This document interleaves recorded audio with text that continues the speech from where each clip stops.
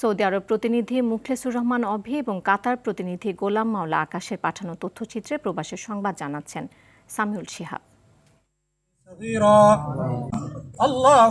Saudi আরবের দামামে কাতিফ জেলা বিএনপির উদ্যোগে সাবেক প্রধানমন্ত্রী বেগম খালেদা জিয়ার রুহের মাগফিরাত কামনায় কোরআন খতম ও দোয়া মাহফিল আয়োজিত হয়েছে।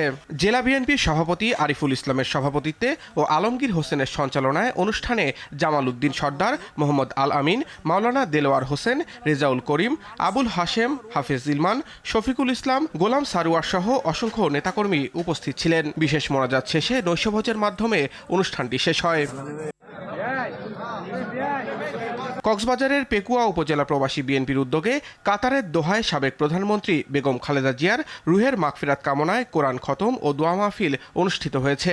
বিএনপির স্থায়ী কমিটির সদস্য সালাউদ্দিন আহমেদের সৌজন্যে আয়োজিত এই অনুষ্ঠানে 10 জন হাফেজ কোরআন খতম করেন। এতে অংশ নেন আক্তার আহমেদ, তহিদুল ইসলাম, আনসার কামাল এবং মোনায়েম খান রুবেল সহ শতাধিক প্রবাসী। মোনাজাত শেষে অতিথিদের জন্য নৈশভোজের ব্যবস্থা করা হয়।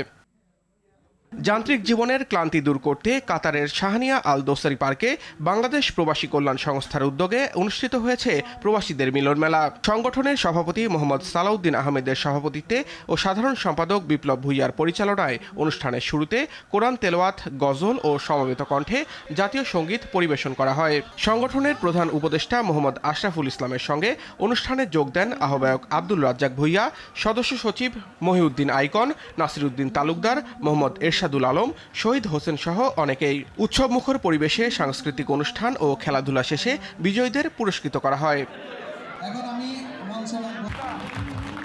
সামিউল শিহাব, RTV।